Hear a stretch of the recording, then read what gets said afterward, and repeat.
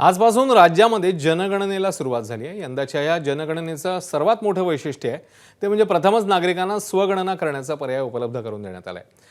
यंदाची 16वी जनगणना आहे। 2 टप्प्यात ही पार पडेल। या प्रक्रियेसाठी 2,64,000 पर्यवेक्षक नेमण्यात आले आहेत। तर जनगणनेसाठी 33 प्रश्न तयार करण्यात आले असून यातून घराची स्थिती, सोयी सुविधा आणि घरगुती मालमत्ता याविषयीची माहिती गोळा करण्यात येणार आहे। या माहितीच्या आधारे भविष्यातील सरकारी योजना आणि संसाधनांचं वाटप निश्चित केलं जाईल। ही माहिती कशी भरायची, त्यामध्ये साधारण किती आणि कसे प्रश्न आहेत हे आता समोर आलेलं आहे।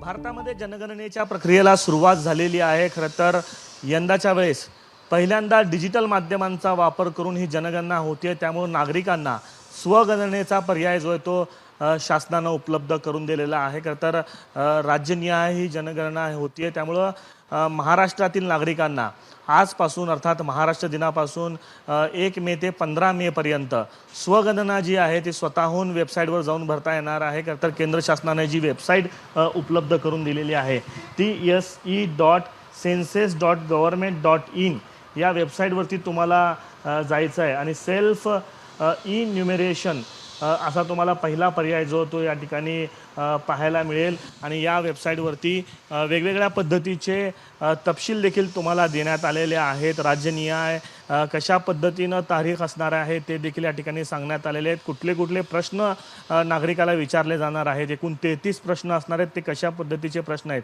याची माहिती देखील याच पहिल्या स्क्रीनवरती देण्यात आलेली आहे। नागरिकांना हा फॉर्म भरताना कोणतीही अडचण येऊ नये यासाठी ट्युटोरियलचा एक व्हिडिओ देखील या ठिकाणी उपलब्ध करून देण्यात आलेला आहे। ही संपूर्ण माहिती तुम्ही ज्यावेळेस पूर्ण तपासून बघाल त्याच वेळेस तुम्हाला या ठिकाणी कन्फर्म करून पुढे जायचं आहे। आणि हे जर तुम्ही या ठिकाणी कन्फर्म केलात की तुम्हाला अंतिम सबमिट केल्यानंतर पुन्हा त्या डेटामध्ये बदल करणं शक्य नाही आहे, त्यामुळं एकदा ही माहिती पूर्ण तपासून बघा आणि ती पूर्ण तपासून बघितल्यानंतर तुम्हाला या ठिकाणी स्वगणना ID हा तुम्हाला ID प्राप्त होईल। अर्थात ही संपूर्ण प्रक्रिया जी आहे ती 1 मे ते 15 मे पर्यंत चालणार आहे। त्यानंतर 15 मे नंतर प्रगणक जे आहेत ते प्रत्येकाच्या घरी येतील, त्यावेळेस त्यांना हा स्वगणना ID त्यांना द्यायचा आहे।